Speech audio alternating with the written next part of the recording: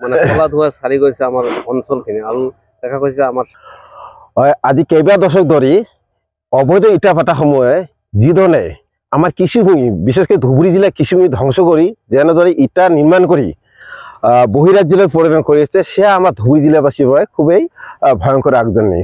কাৰণ আমি দেখিবলৈ পাইছোঁ যে সম্পূৰ্ণভাৱে অবৈধ ইটা ভাটা কিন্তু সম্পূৰ্ণভাৱে অবৈধ। সেই সম্পূৰ্ণভাৱে অবৈধ ইটা ভাটাৰ বিৰুদ্ধে আমি 2022 চনৰ 16 নৱেম্বৰতে লিখিতভাৱে আমাৰ জিলা উপায়ুক্ত মহোদয়ক অভিযোগ দিয়া আছিল। কিন্তু অভিযোগ দিয়াৰ আজি 2 বছৰ পাৰ হৈ যোৱাৰ পিছত আমি কি হল যোৱা 13 ছেপ্টেম্বৰ তাৰিখে আমাৰ মাননীয় মুখ্যমন্ত্ৰী মহোদয়ক লিখিতভাৱে এটা সজাতি দল গৈ লিখিতভাৱে অভিযোগ দিয়া হ'ল।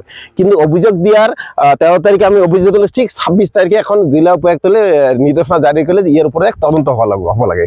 কিন্তু আচৰিত কথা 26 ছেপ্টেম্বৰ দিয়াৰ পিছতো কেনেকৈ অক্টোবৰত ইটা ভাটাবিলাক ফায়াৰিং কৰিব পাৰিলে।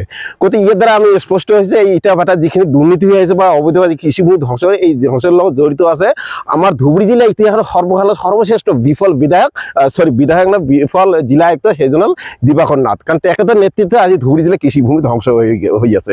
গতিকে আমি যিহেতু ধুবুৰীয়ান আমি কোনোপধ্যে কৃষিভূমি ধ্বংস হ'বতো দিব নোৱাৰোঁ। কাৰণ এই ক্ষেত্ৰত আমি দেখিবলৈ পাইছোঁ যে ইটাবৰ আজি আপোনালোকে চাব যে ডেইলি কমে 300ৰ পৰা 500খন ডিএ ভেনেৰে বহিৰাজ্যলৈ ইটাখিনি গৈ আছে। কিন্তু তাতে আপুনি চালান চাব না GST নাম্বাৰ আছে না কোনো ৰয়েলটি পালে অসম চৰকাৰে।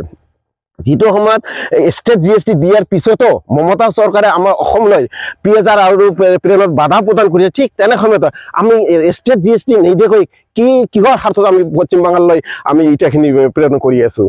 ইয়াত কতবা নাই কতবা জিলা প্ৰশাসনে ইয়াৰ লগত জড়িত হৈ আছে। কাৰণ আমি দেখিবলৈ পাইছোঁ যে আমাৰ ধুবুৰী জিলা কৃষিভূমি ধ্বংস হৈ আছে আৰু পশ্চিম বংগে অট্টালিকা বনাই আছে। এয়া আমি কোনোপধ্যে মানি ল'ব নোৱাৰে। আৰু এই ক্ষেত্ৰত দেখিবলৈ পাইছোঁ যে ধুবুৰী জিলা প্ৰতিজন আমোলা বিশেষ দিশটোৰ পৰা আহি আমাৰ ধুবুৰী জিলাখনত যি ধৰণে দুৰ্নীতি কৰি অকল ধন সংগ্ৰহ কৰাৰ কামত ব্যস্ত থাকে সেয়া আমি কোনোপধ্যে মানি ল'ব নোৱাৰোঁ। কাৰণ ধুবুৰী জিলাখন কাৰো কাৰণে দুৰ্নীতি কৰাৰ কাৰণে এখন চৰণীয় পতন নহয়। গতিকে আমি আপোনালোকক যদি মুখ্যমন্ত্ৰী মহোদয়ক অনুৰোধ জনাইছোঁ যে অতি শীঘ্ৰে ইটা ভাটাসমূহ বন্ধ কৰিব লাগে, বন্ধ কৰি ইয়াৰ পৰা উচিত তদন্ত কৰিব লাগে। কাৰণ ইতিমধ্যে লিখি দিছে আমাক কৃষি বিভাগৰ পৰা আমি স্পষ্টকৈ লিখি দিছে যে ধুবুৰী জিলা কোনোখন ইটা ভাটা আমাৰ পৰা প্ৰমাণপত্ৰ লোৱা নেকি মূল্যত আছে সেইখিনি নলোৱা সত্ত্বে কি কাৰ খাতিৰত কাৰ সাহত এই মানে আজি প্ৰায় 230খন ইটা ভাটা ইয়াত নিৰ্মাণ কাৰ্য চলাবলগীয়া হৈছে।